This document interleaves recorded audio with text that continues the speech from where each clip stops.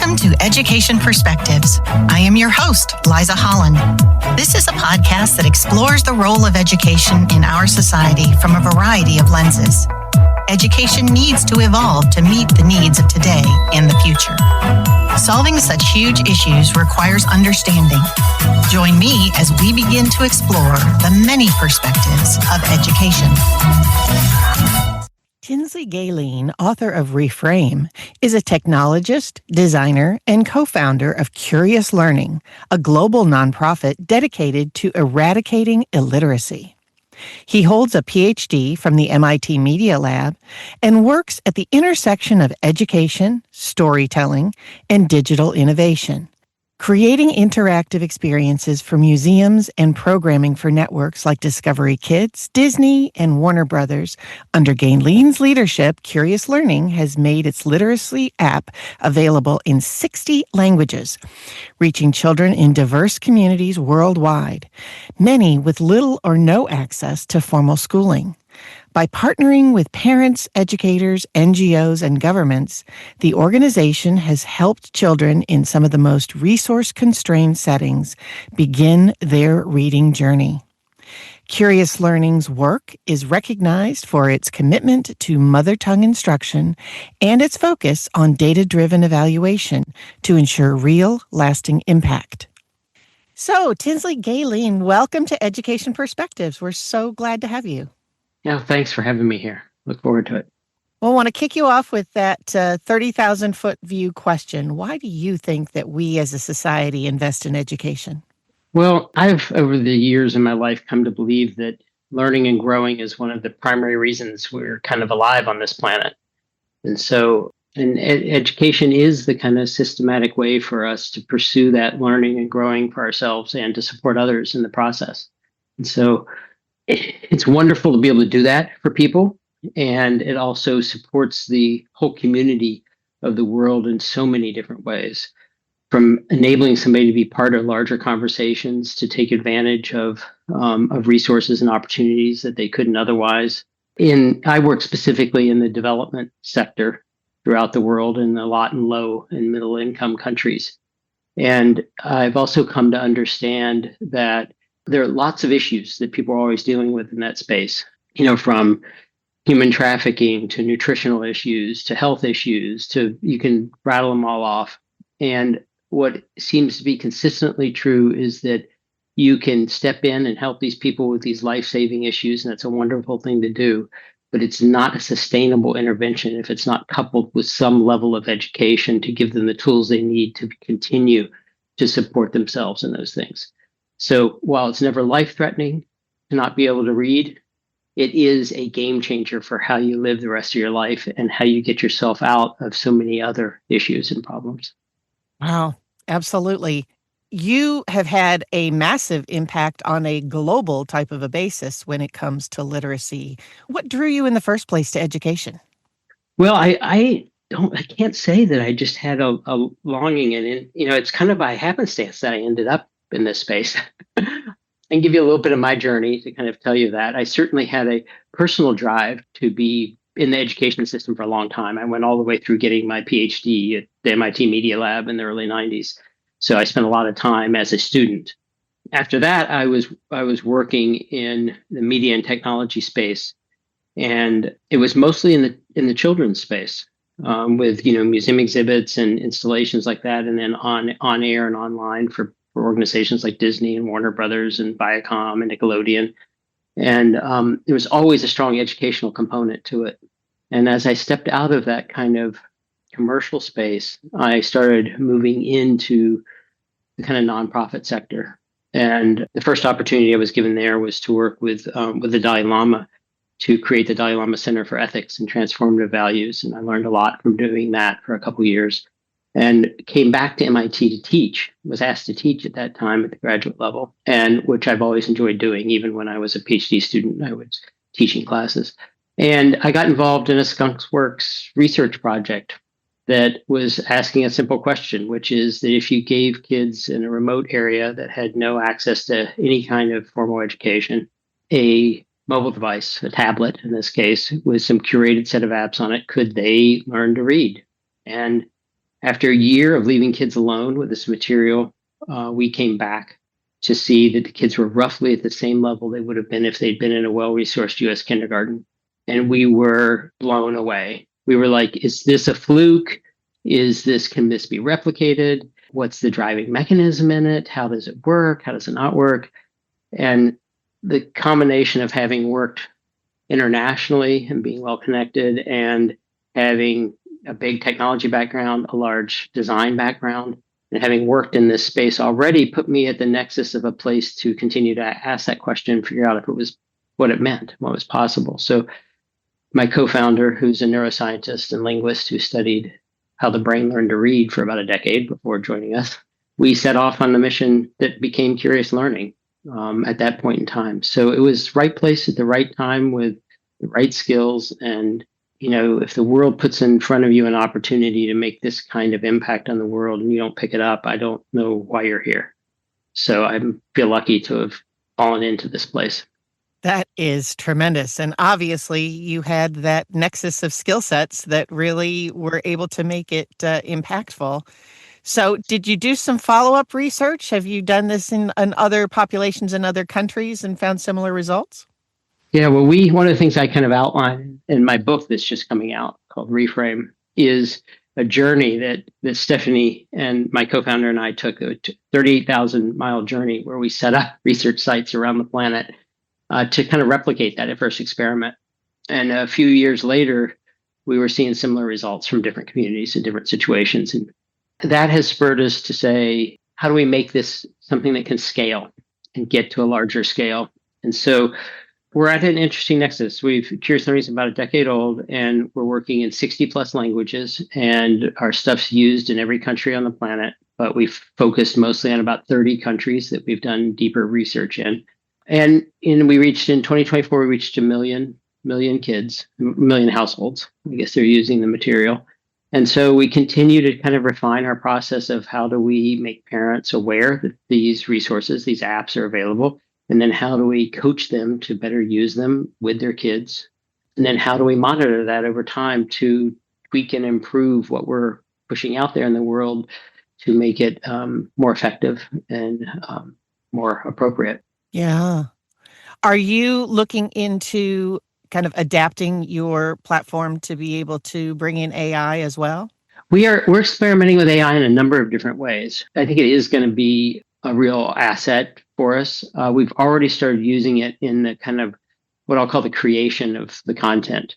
So, the process of working in so many different languages is that we call it localization, not translation.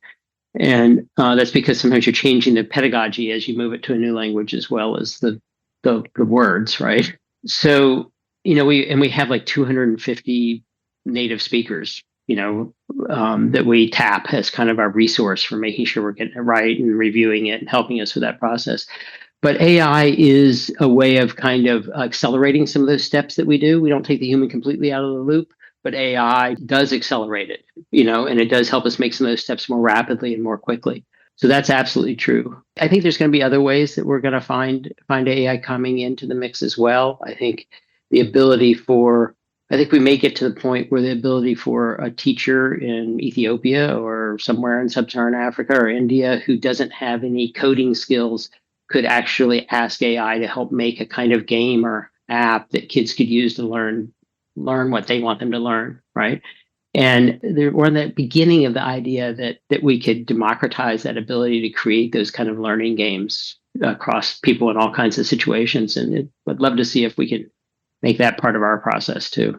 That's really interesting. It's such a kind of revolution in thought and technology and tools. It's interesting to see how everybody is approaching it.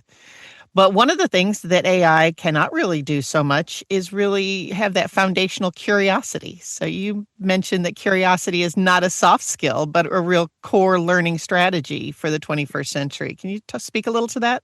Sure. Yeah, I've come to believe, curiosity is kind of fundamental. And I think the neuroscience is starting to kind of prove that out for us too, in a really interesting way. There was an interesting set of studies done that showed that when somebody's in a curious state of mind, your brain chemistry is set up to where it's ready to receive information. and myelinate it so that, it becomes part of something that you more deeply learn. Now, we all have experiences of how a particular teacher or a particular topic was something that sparked our curiosity in a way to where we learned that material much more deeply and much more quickly than we did anything else in our lives. So we all have those anecdotal stories. That's absolutely true. But what's interesting is that the science is starting to tell us that when you're in a curious state of mind, it doesn't have to be the things you're curious about that you absorb quickly. It's anything you're exposed to, you absorb quickly when you're in a curious state of mind. Interesting. So if you can if you can stay in the space of being curious, you can learn anything that's put in front of you very more rapidly, more quickly.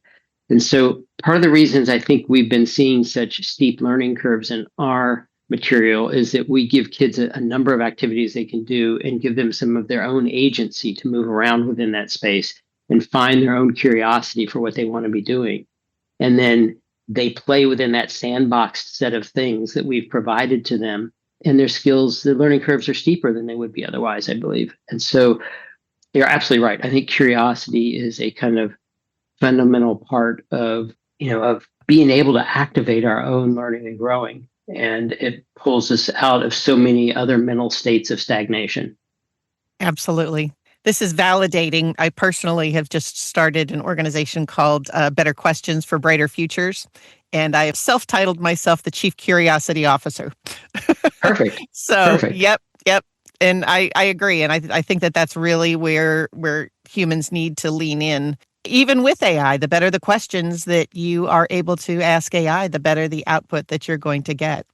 Absolutely. And the best way to interact with AI as it is today is to continue to remain very curious about what AI brings back to you. You have to exercise your own discernment. And that part of that discernment is being curious about whether what you got back makes sense and is right and works. And, it's just like in any circumstance, you need to engage your own mind in that process and activate it, not just rely on what it spits out.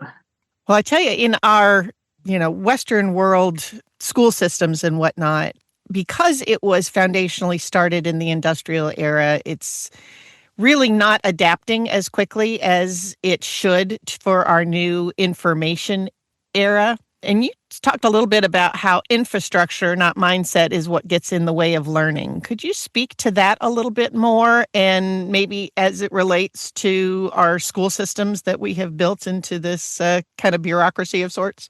Sure. I'm going to start by taking a higher level, and then you can focus me if you want after that. Okay. If you think about education, like you said, kind of historically, there was a need to train people to be able to do certain things. And the education system was, by necessity, became a filtering system, right? You had to apply to get into educational systems. You were filtered as to whether you were good enough to be there. And then as you rose up further the educational system, you had to get through more and more gauntlets to be able to achieve it. And it was only the most elite who made it to the highest levels of education. Right. And so it's fundamentally a winnowing system. It pares people down, and only a certain percentage of people can get to a certain place. Right. And that was protecting the fact that it was a burdensome big resource. And we only had so many schools and so many universities, and that's kind of the nature of what it had to be.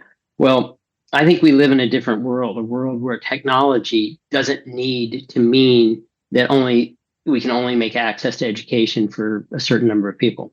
Right. So, and that coupled with the fact that we've also come to a space and time where I think we believe access to education is a human right. The UN has SDG 4, the Strategic Development 4, which really states that people need to be able to have access to education for their entire lives, right? Or learning in general, right? Even depends on what you call education, but learning, the ability to learn. And so that's a fundamentally different shift, right? We can't continue to believe that education is something that we have to be selective about and only certain people have access to, and also believe that everybody has a right to have access to it. Those are incompatible, right? And so, and we're in a new era where it's possible to let go of the fact that we need to hamper who has access to education, right? And we have other ways and means that we can embrace to do that. But the traditional system has to move its thinking to allow that to happen, right?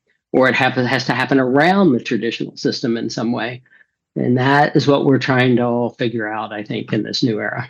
Well, that makes so much sense. And as I listen to your stories about what's happening, areas of the world that maybe have not even had access to this, it could really be a lot of solutions for the 50% of the population that is not testing well, even in our most developed countries.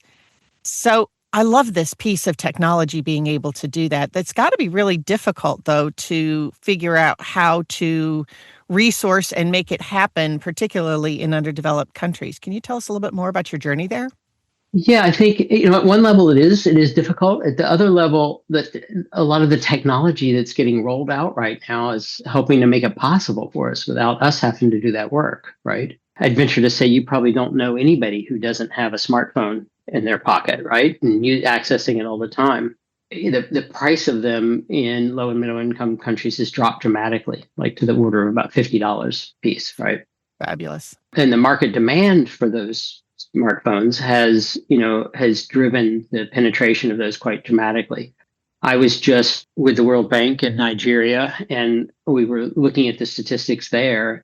In sub-Saharan Africa, the latest stats are about 75% of adults already have a smartphone. In India, it's closer to 85%, right? And we were doing some work in northern Nigeria in some of the more rural and impoverished areas and some peri-urban areas, and results had just come back. And of all the homes that we were surveying, I think there were about 3,000 as part of a study we were kicking off.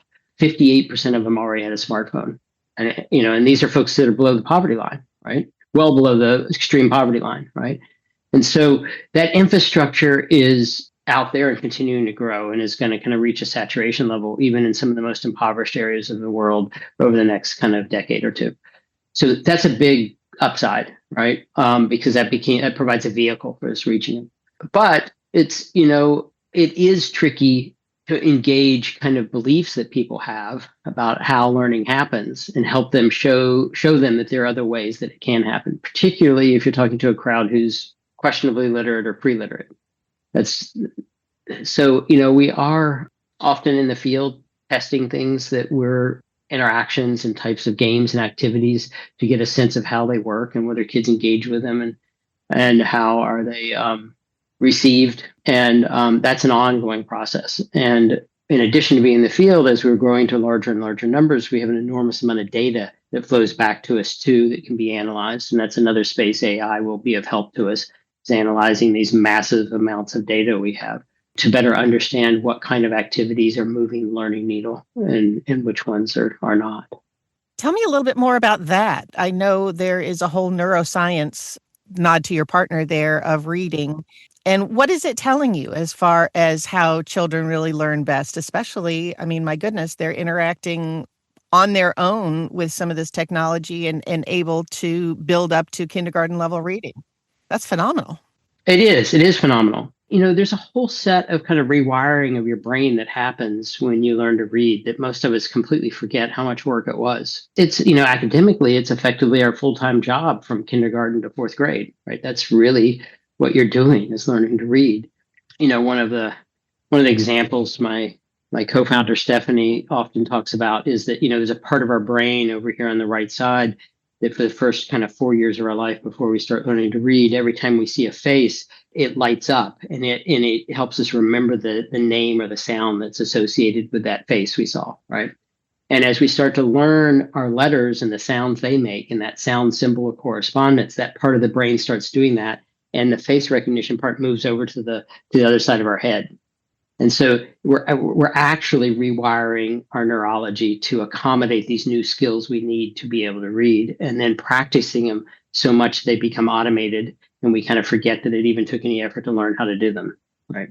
And there's a whole bunch of those, that happen over the course of those years, those skills. So we look specifically at activities that in my book, and there are lots of other people who've done even deeper work and explanations of this than me, that outline the kind of 20 plus skills that you have to kind of go through to become a competent reader. And we look at the activities and games that help promote those skills and then test them, put them in the field, let kids use them and test them. So I'm not sure I answered your question, but let me pause there. Let you. No, I think that you did. It's, I think as adults, we don't remember what the mechanics of learning how to read what those really were or are. So I don't know, as parents, that folks are as well equipped to be able to help a child learn other than sitting and reading with them and answering questions and that sort of thing. But it's just kind of fascinating to me that, there really is a long and complicated process of making that happen. And, if you don't get it in those first younger years, it becomes more and more challenging. Well, it certainly does, particularly as society puts other burdens and needs for you to work or be active, right? I mean, in the low resource countries we're in, we don't have a kind of upper limit on the kids we're trying to reach, because there's a lot of kids are so far behind, that they're learning what somebody in a well-resourced school would be learning in first grade. They're still learning in fifth grade or sixth grade. But there is a social pressure that those kids end up working on in an agricultural setting or doing some sort of labor or something, or end up having a lot of responsibility of caring for younger siblings that pulls them out of the educational opportunities at some point. And so there is a window. You're absolutely right that there's a window when it's best to kind of hit that. And, we see that regularly in these situations. Do you find, especially in some of these maybe more rural communities where the adults are not terribly literate, is there any negative pushback about trying to teach the young kids how to be able to be literate and that sort of thing? Almost never from the communities themselves. That's great. Most parents understand the value of the education and of learning to read, and they want something that's better for their kids than for themselves. That's generally true. There can be other misconceptions they have about it not being part of their job to help their kid, or they're not being able to because they're not literate enough themselves to support their kid. And that's part of what we're trying to help parents understand too, is there are ways they can support their kid in this learning process, even if they aren't really literate themselves. They can encourage them, they can sit with them, our apps have interactive books on them that they can read with them, they get read aloud to them, and they can be part of that process. In many of these places, there's not a literacy rich environment like we're used to here in the US. We have thousands, if not hundreds of thousands of children's books that have been published over the years. And you take a lot of these languages we're working in, there may be, 12 or 24 children's books that have been written in language ever, period. Wow. Right. And access to those is even less. Right.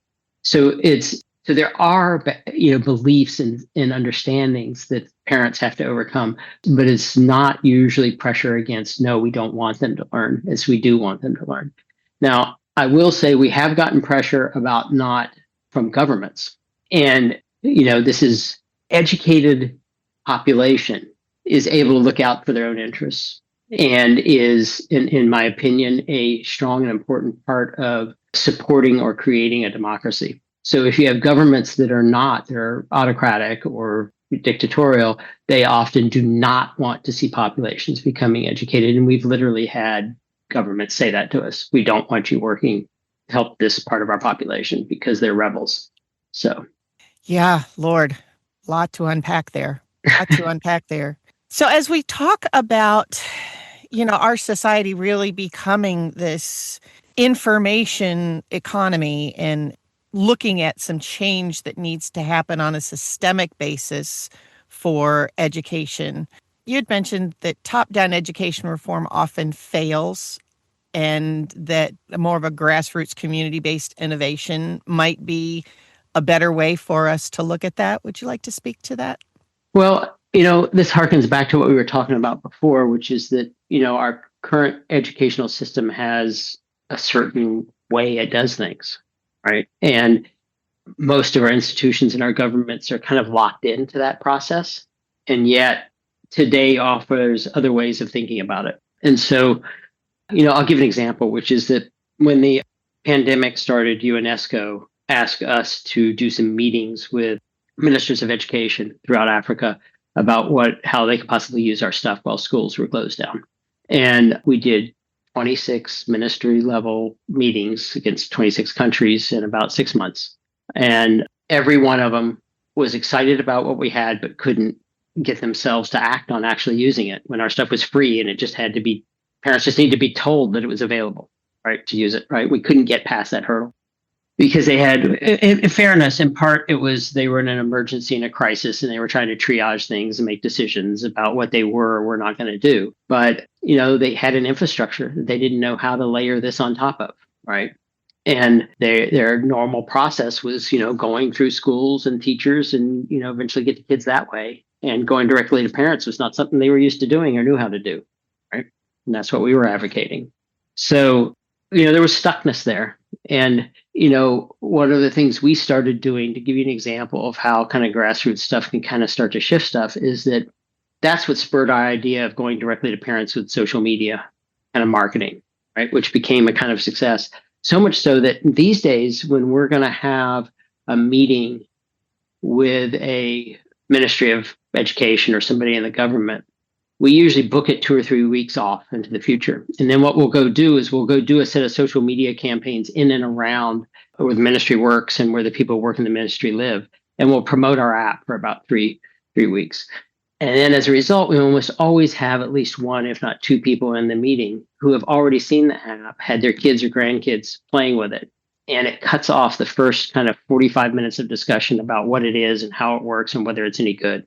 And so that's a kind of become an interesting way for us to use a kind of more grassroots approach to open the eyes, of what's possible to people who aren't thinking outside of the box that they find themselves in yet.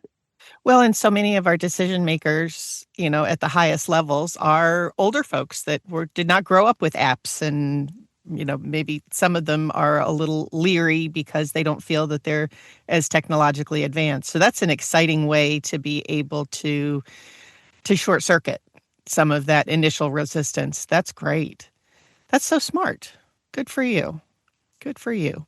Obviously, we just addressed a couple of challenges, but what do you find to be the biggest challenges on a global basis for really helping to get this out to the most people? Well, as one of the big themes of my book is this notion of what I call limiting beliefs. We all have beliefs that we hold that are helpful to us and help guide what we will do and not do and how we evaluate things that come to us. And yet at some time, in our lives, those beliefs maybe start to inhibit what we see as possible. They kind of keep blinders on for us. And like one of those that often happens in the educational system is that, most ministries of education, their first question about anything new is how does it align with our curriculum? Mm-hmm. Right. Yet in some of these countries, that curriculum is only helping 10% of their population learn to read. Right. So, can you help them see that there may be another way of thinking about this than just making sure things are curriculum aligned, right? And that's one example. There are numerous ones that I outline in the book. And so I've come to believe that, part of our work and our mission is to, politely and comfortably help try to point out these limiting beliefs and provide some other ways of reframing them so that us as individuals and society and as governments can kind of open our eyes to what's possible beyond those limiting beliefs. So I think that's one big piece of it.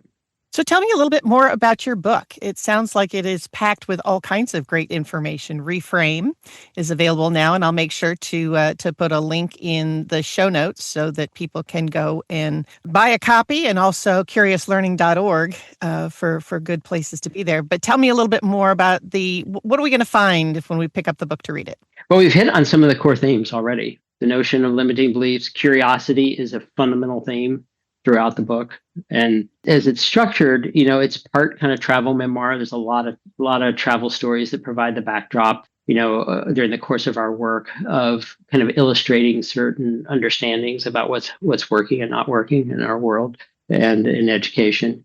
Then it's also partly a kind of, at one level, a kind of spiritual journey of my own, which was, you can't start to identify or understanding what the limiting beliefs are in our society if you aren't willing and capable of doing that for yourself. So, part of what I'm outlining in there are the times and moments when I was bumped up against my own personal limiting beliefs and had to come to that realization and change them and shift them. It's kind of an interesting mix of all those things. And it also goes into, in one chapter, a more kind of detailed outline if you're someone who's running an organization or working within a bigger organization of how you might bring this framework of limiting beliefs into your organization's work and help it to kind of illuminate what's possible for you and your group.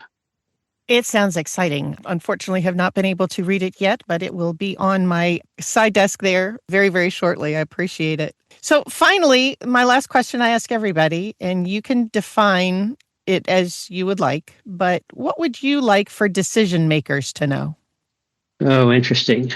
Well, I think I'm not going to answer it with respect to decision makers in government education, because I think we've already talked about that a fair amount.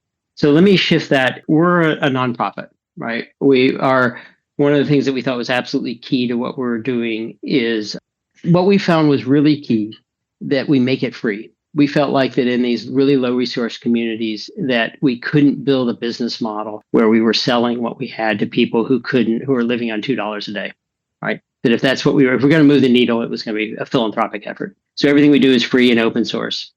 And so we're supported by being a philanthropic organization. And yet that's a challenging work in and of itself, right? So let me frame it in the context of decision makers who are working in the philanthropic space, which is that this is a new way of doing things. It's a risk to not be working with governments like you traditionally did, but it's a huge opportunity, right?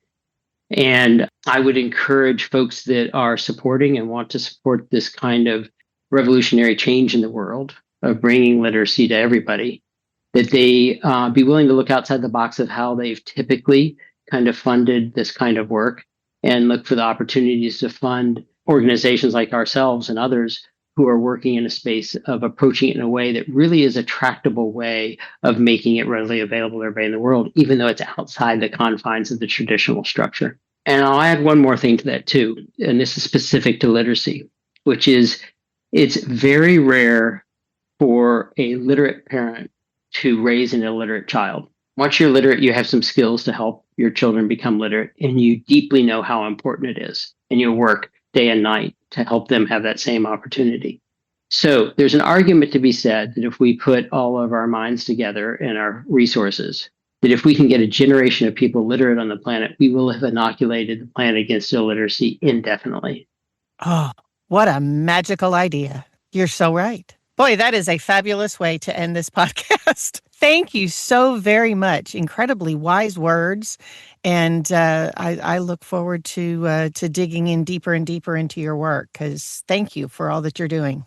Thank you for taking this up. Let me have this opportunity to talk to you, and for helping make the work and the ideas that we have more available to others, because that's a big part of our mission. So thank you for that. Absolutely. Thank you. Thank you so much for listening to this episode of Education Perspectives. Feel free to share your thoughts on our Facebook page. Let us know which education perspectives you would like to hear or share. Please subscribe and share with your friends.